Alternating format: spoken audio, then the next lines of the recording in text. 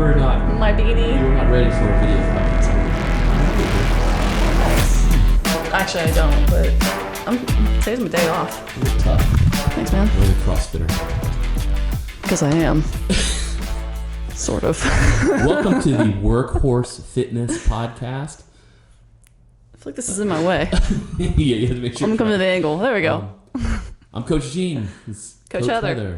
So we wanted to slowly get other coaches and stuff on the show just so you can get to meet them. And today we have Heather. What's up? Hey, Gene. We've been podcasting all day, so Whee!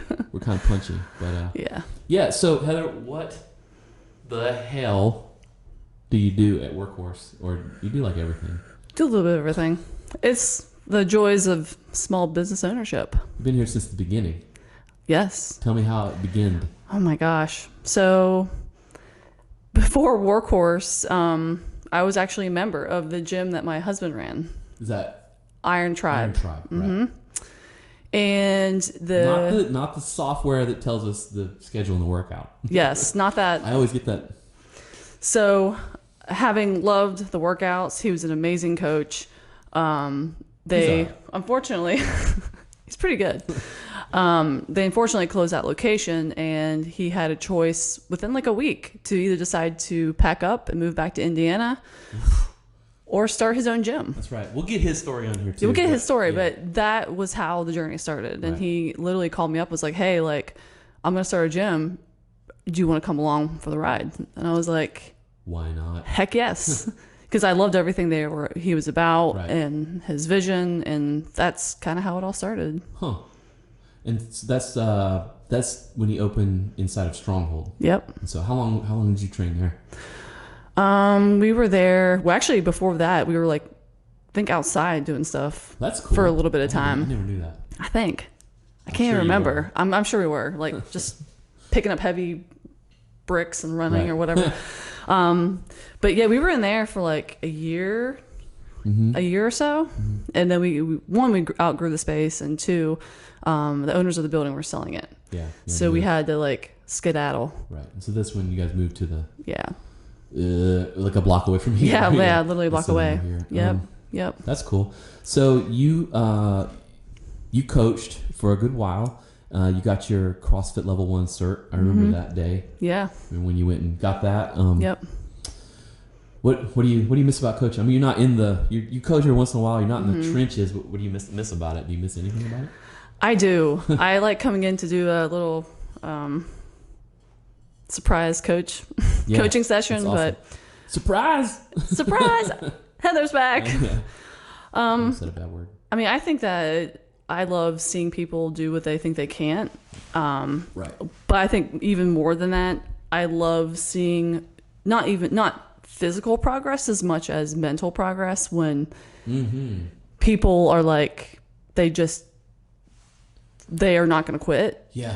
Because there's always that moment where they're like, oh, well, I'll probably just quit the gym. But once they're like triggered, they're like, nope, this is it forever. It's impressive. That's impressive. Yeah. Makes me happy too. It does make me really happy. All right. So that's like at least 3 years. Yeah. 4. Yeah. Because 2000 or year 5. Right. In business. And I think most, if you're watching this, most members who've come through the gym, you're like one of the first people they meet. Yeah, for a long time. Yeah, so how does that come about? So I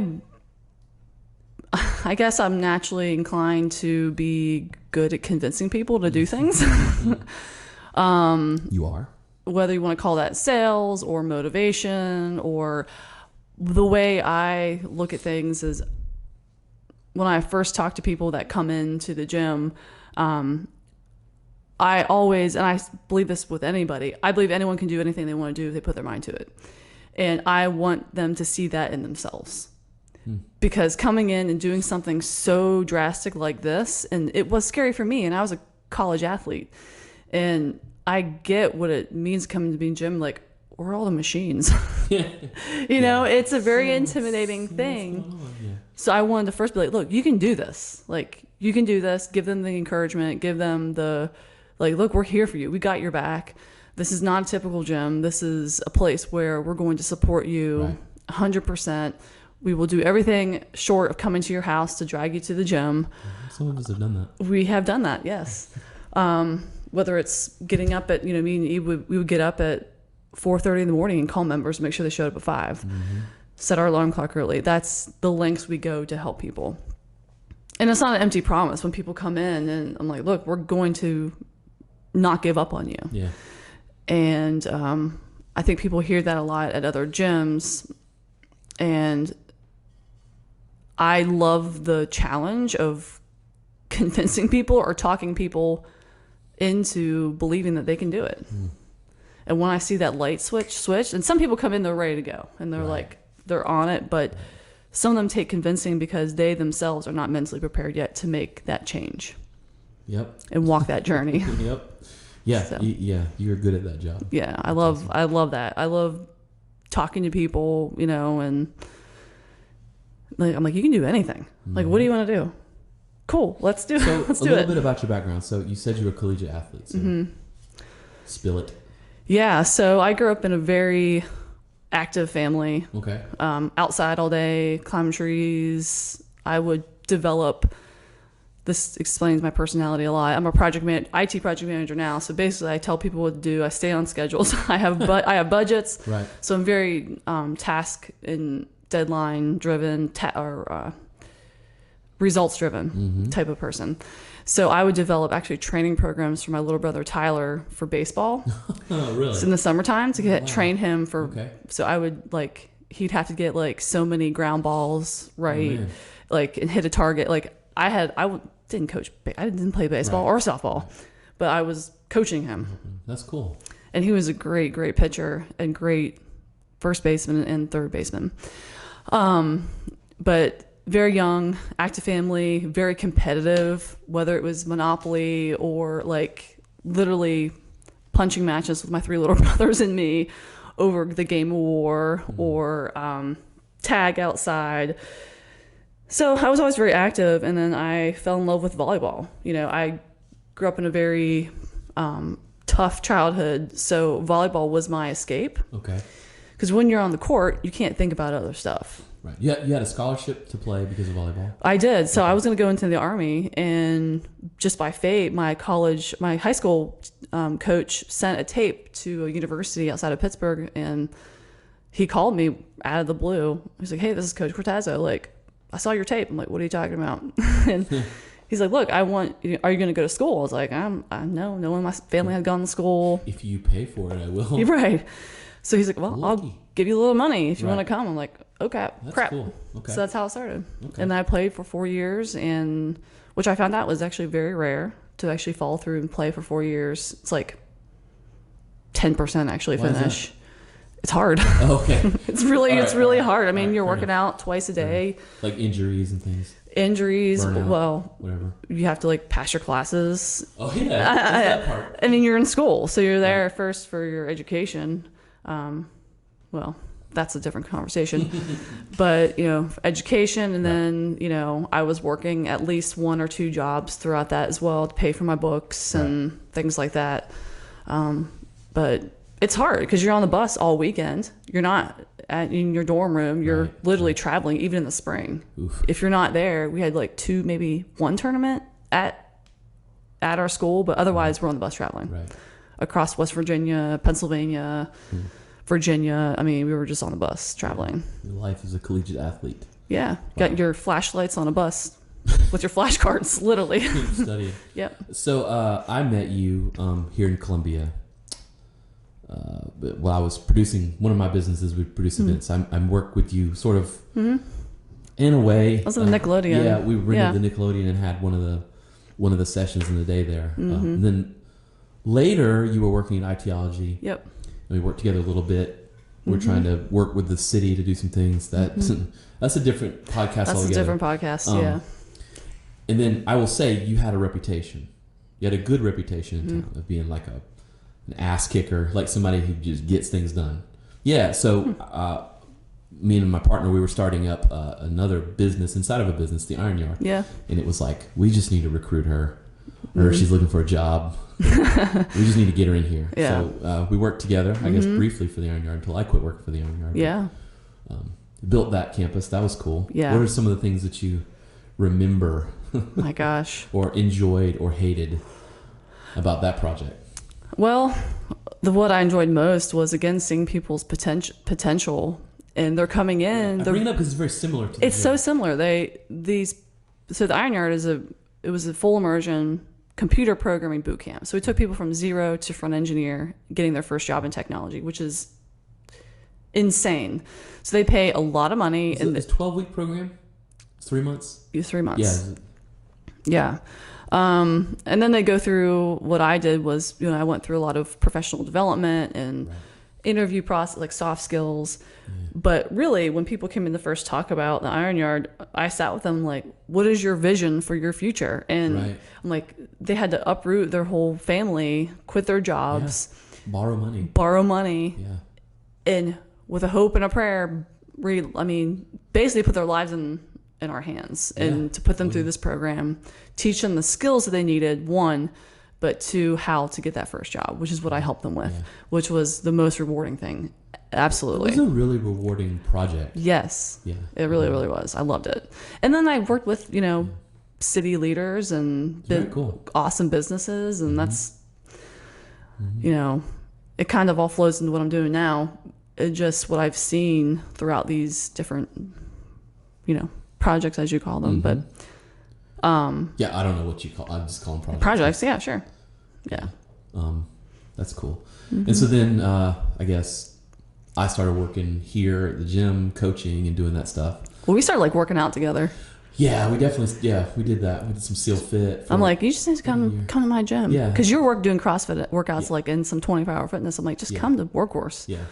And you came and you're like, this is really cool. Yeah, it was very cool. We actually get some good coaching. Yeah. And then we started coaching together. Yeah. Which was so much fun. How long did we do that? It was almost a year. It was almost a year. Yeah. It was your class, and I sort of helped and was learning some of the ropes and stuff, and that was really cool. Yeah.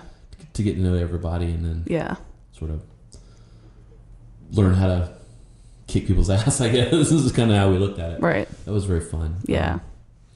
So and now you're running for office, which is kind of nuts. Yeah. So why are you doing that?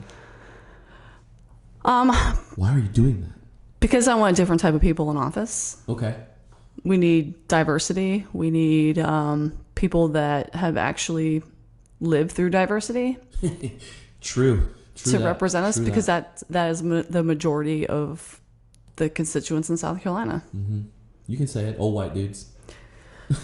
You said it, not me. I'm not old yet, but I'm definitely a white dude. I think people, and my theory has been, or what I felt has been time and time again verified when I talk to people and I tell them my story, and they're like, oh, you're just like me. Yeah. You should be representing me. So it's been a very rewarding process. Right. So far. It's been amazing. That's awesome. Yeah. That's awesome. As long as you can pull some lessons out of it, no matter what. My gosh. No matter what happens, you're going to win. I have no regrets. That's awesome. I'm loving it.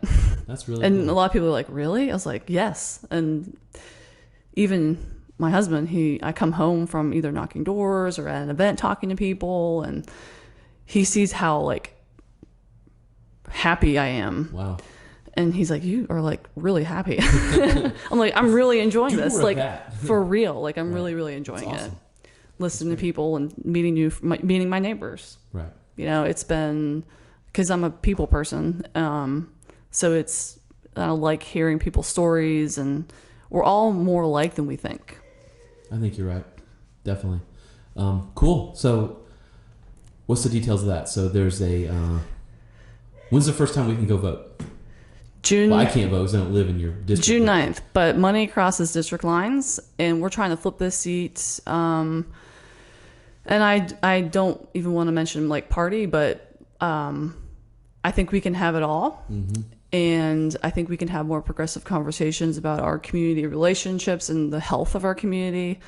And that's what I hope to provide, is more constructive conversations. June 6th? June 9th. June 9th, sorry. Yeah, I should know these things. June 9th. June 9th, that's the first big date. First big date. Okay. But you can always donate dollars. Vote heatherbauer.com. Hey. Cool. Awesome. Anything you want to leave the members with? You can do whatever you want to do.